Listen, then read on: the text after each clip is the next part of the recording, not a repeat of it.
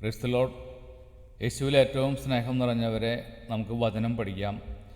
ലൂക്ക 1:31 വചനം ഇങ്ങനെ പറയുന്നു: പരിശുദ്ധാത്മാവ് നിന്റെ മേൽ വരും, അത്യുന്നതൻ്റെ ശക്തി നിന്റെ മേൽ ആവസിക്കും. എന്നെ ശക്തനാക്കുന്നവനിലൂടെ എല്ലാം ചെയ്യാൻ എനിക്ക് സാധിക്കും. ഫിലിപ്പി 4:13.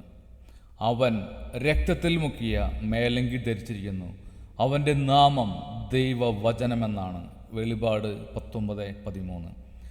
ആദിയിൽ വചനമുണ്ടായിരുന്നു, വചനം ദൈവത്തോട് കൂടെയായിരുന്നു, വചനം ദൈവമായിരുന്നു.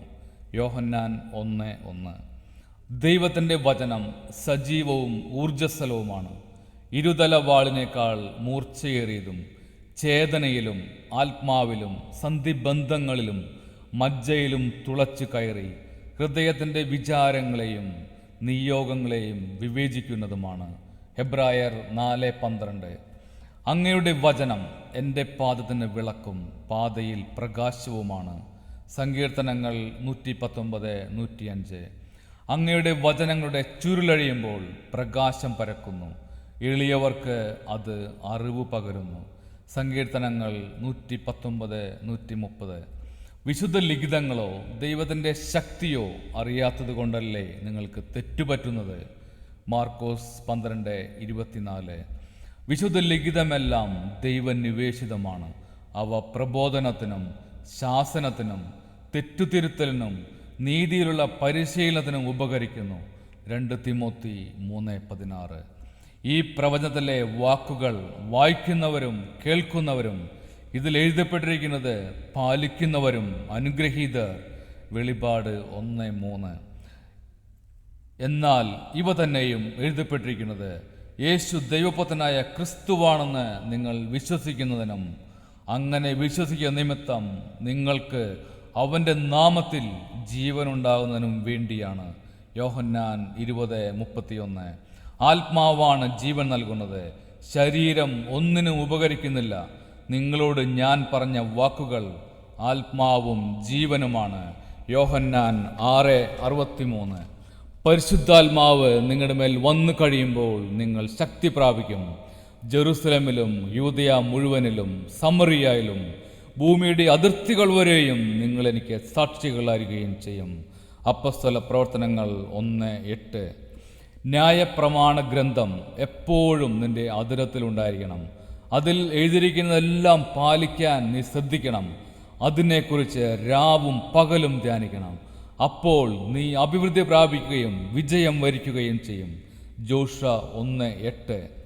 എന്നെ സ്നേഹിക്കുന്നവൻ എൻ്റെ വചനം പാലിക്കും, അപ്പോൾ എൻ്റെ പിതാവ് അവനെ സ്നേഹിക്കുകയും ഞങ്ങൾ അവൻ്റെ അടുത്തു വന്ന് അവനിൽ വാസമുറപ്പിക്കുകയും ചെയ്യും.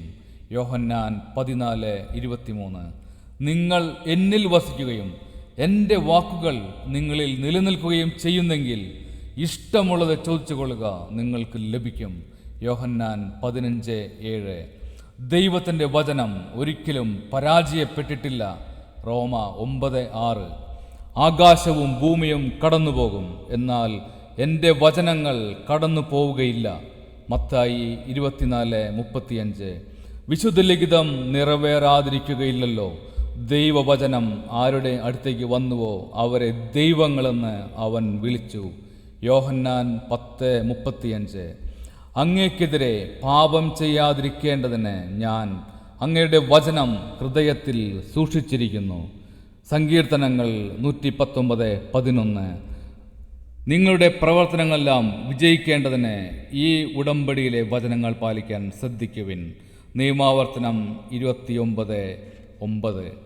സത്യം സത്യമായി ഞാൻ നിങ്ങളോട് പറയുന്നു, എൻ്റെ വചനം കേൾക്കുകയും എന്നെ അയച്ചവനെ വിശ്വസിക്കുകയും ചെയ്യുന്നവന് നിത്യജീവനുണ്ട്. യോഹന്നാൻ 5:24. ആത്മാവിൽ എളിമയും അനുതാപവും ഉണ്ടായിരിക്കുകയും എൻ്റെ വചനം ശ്രവിക്കുമ്പോൾ വിറയ്ക്കുകയും ചെയ്യുന്നവനെയാണ് ഞാൻ കടാക്ഷിക്കുക.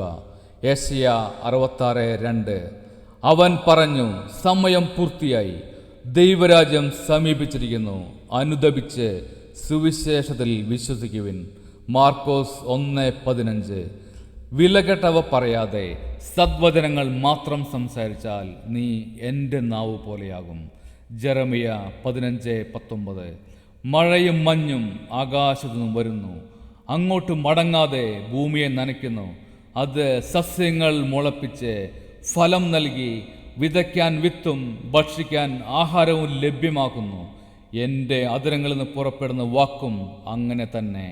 ഫലരഹിതമായി അത് തിരിച്ചു വരില്ല. എൻ്റെ ഉദ്ദേശം അത് നിറവേറ്റും.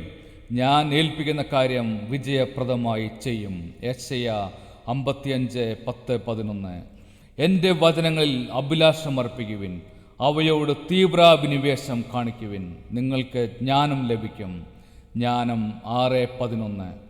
എൻ്റെ ഈ വചനങ്ങൾ ശ്രവിക്കുകയും അവ അനുസരിക്കുകയും ചെയ്യുന്നവൻ പാറമേൽ ഭവനം പണിത വിവേകമതിയായ മനുഷ്യന് തുല്യനായിരിക്കും. മത്തായി 7:24.